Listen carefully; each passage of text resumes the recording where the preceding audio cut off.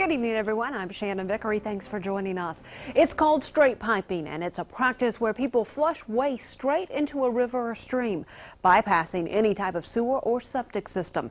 For years, straight piping has been commonplace in North Carolina, especially in rural mountain areas. The pollution was something that we were raised with. That's how we were taught. You didn't pile it up. You threw it in a creek. You threw it in the branches and let the creek take care of it. Tonight, in part 2 of our special series on water quality, we'll see how straight piping has taken a toll on some streams and rivers. Also tonight, we'll meet Jim Snyder, a Republican candidate running for the U.S. Senate. But we begin tonight in the mountains. Across rural North Carolina, untreated human and animal waste are entering our water supplies. In the second of our two-part series on water quality, Dr. Tom Linden reports on how 2 western counties are working to fix the problem. For many people, a mountain stream evokes an image of purity and cleanliness. Yet look below the surface and the picture isn't pretty. You've got to remember, the people that lived here, they didn't have septic tanks. They had toilets over the creeks, over the branches. Until recently, lifelong Madison County resident Cameron Edwards piped his wastewater directly into a nearby creek, an old practice in these mountains. The pollution was something that we were raised with. That's how we were taught. You didn't pile it up. You threw it in a creek. You threw it in the branches and let the creek take care of it. According to the 1990 census, 50,000 homes statewide weren't hooked up to a septic system or city sewer.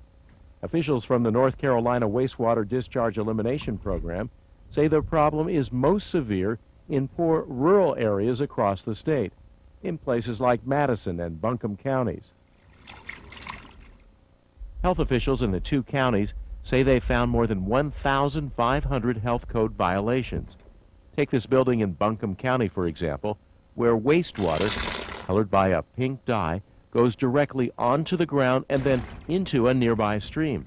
This is called straight piping, and it's illegal. It's just a hole in the ground, and I really appreciate it from the bottom of my heart. I really. Now, for the first time, Edwards has a septic system. He credits Madison County official Kristen Payne with helping him obtain a government grant to pay for the project. About 60 Madison County residents have received grants or low-interest loans to pay for new septic systems. Despite this program and extensive public education campaigns, not all residents have eliminated their straight pipes. County officials say some homeowners resent what they see as the government telling them what to do. And on properties like this one, officials have found multiple violations. This area clearly demonstrates 3 problems. This outhouse behind me is only about 20 yards in front of a creek. Sewage goes from the outhouse right into the water. This building right here has a toilet where wastewater is again straight piped right into the creek. And this grass around me is moist. The reason?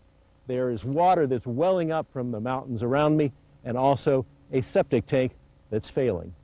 To remedy the problems, Buncombe County health inspectors are requiring the owner of this property to eliminate the straight piping and install a new septic system. For a septic system to work, builders need to place it in porous ground which can absorb the liquid waste. And in mountainous terrain, that's not always easy.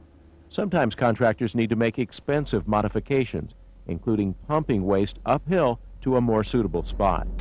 These septic systems can run from $2,000 on flat ground to more than $4,000 in small and steep mountain lots. 5 foot back, we left enough room for the footer guys. Just off that corner. Environmental health specialist Keith Rowland issues septic permits in both Buncombe and Madison counties and designs plans for septic systems that will work on difficult sites. And he says the benefits of installing and modernizing septic systems aren't just environmental. The rewarding part of this job is really being able to get out there and help these folks get a better quality of life by even something as small as putting in a septic system. Improperly installed septic systems and continued use of straight piping can threaten water supplies, as one western North Carolina town discovered. That town, Weaverville, lies in the north of Buncombe County.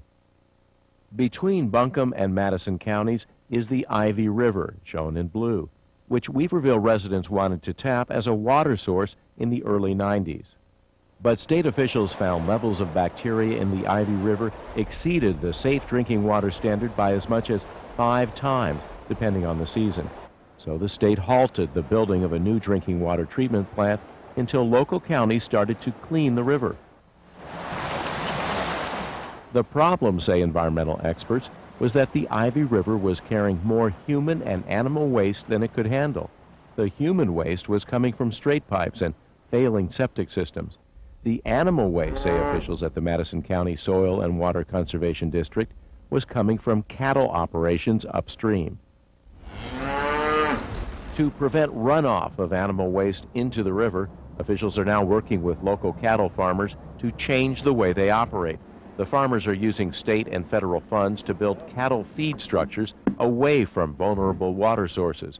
That way, cattle can eat and not contaminate water downstream with their manure. The manure is scraped into a dry stack and it's stored there during the winter months. And in the springtime, the manure is either spread on crop fields or pasture land where the plants that are growing will utilize the nutrients and prevent them from running off into the streams.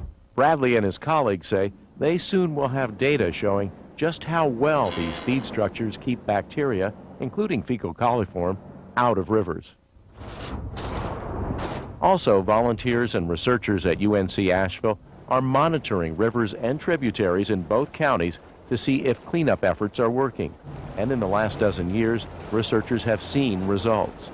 In 1990, the water quality of Little Ivy was really terrible, both with fecal coliform and with sediment, with nutrients. And it's still not a very well-rated stream, but we have seen it get significantly better over the last few years. And Madison County resident Cameron Edwards is happy that because of his new septic system, he's no longer part of the problem. It's good. It beats straight piping, and to tell you the truth, it don't smell as bad either. In Madison County, more than a third of homes without houses, straight pipes, or failing septic systems now have working waste disposal systems. In Buncombe County, almost half of the violations found in homes in the Ivy watershed have been corrected. But county officials say they're worried that government grants to fund further repairs will soon dry up.